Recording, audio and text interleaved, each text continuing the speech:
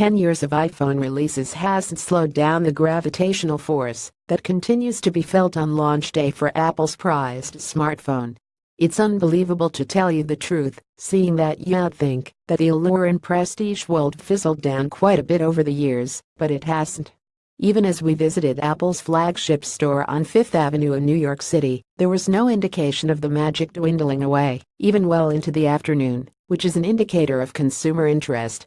So yeah, Apple took a slightly different strategy with its iPhone announcement this year. As expected, we got the usual successors to last year's products, the iPhone 8 and 8 Plus respectively. However, the introduction of the iPhone X, which is slated to be released much later in the holiday season, made us wonder if it'd impact interest in sales of the iPhone 8 and 8 Plus.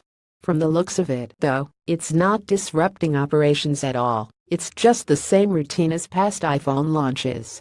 Despite missing the festivities that happened when doors opened up at the flagship store on Fifth Avenue, there was still a steady stream of people waiting online and coming into the store for the new iPhones.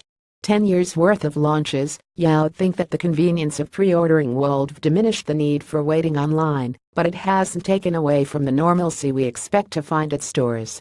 And that brings us to our point of how it's just unbelievable that this continues to exist, where other phones fail to generate even a fraction of interest come launch day.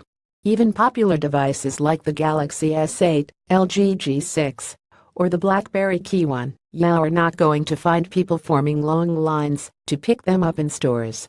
In contrast, there are a few times when long lines form for other smartphones when they're being sold, such as those pop-up stores that OnePlus routinely conducts.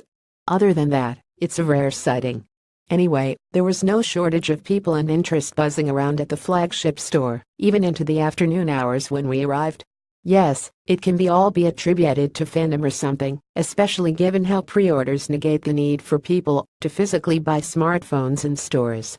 What's going to be more interesting, though, is what we can expect to witness when the iPhone X is released in stores. You can imagine that the supply won't be as nearly robust as the current iPhone 8 lineup, so we're eager to see what transpires. What do you think? Don't forget to check out our video highlighting the quick trip to the flagship store in New York City.